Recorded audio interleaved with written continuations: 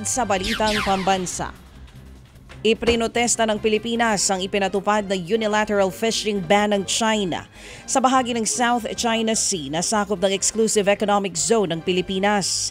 Naglabas ng note verbal ang Department of Foreign Affairs o DFA para tutulan ang ban na magtatagal hanggang September 16 ngayong taon.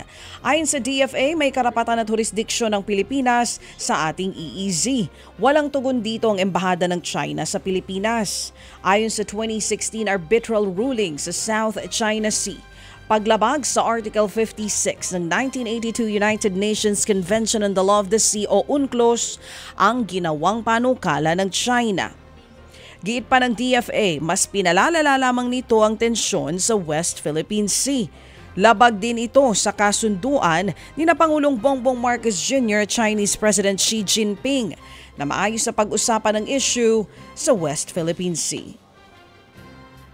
Samantala, bukas naman si Senate President Chis Escudero na makipag-usap sa pinalitan niyang senador na si Mig Zubiri.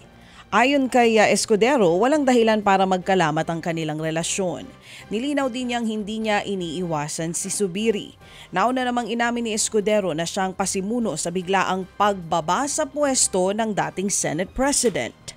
Napilitan ng dating Senate President na magbitiw sa pwesto matapos pumirma ng resolusyon ng 15 senador para sa pagpapalit ng liderato. Mas pinaigting naman ng Bureau of Quarantine ang screening sa mga turista at balikbayan mula sa mga bansang may kaso ng bagong COVID-19 variants. Kasunod nga yan ang ulat na kumakalat na sa iba't ibang bansa ang KP.2 at KP.3 variants ng COVID-19.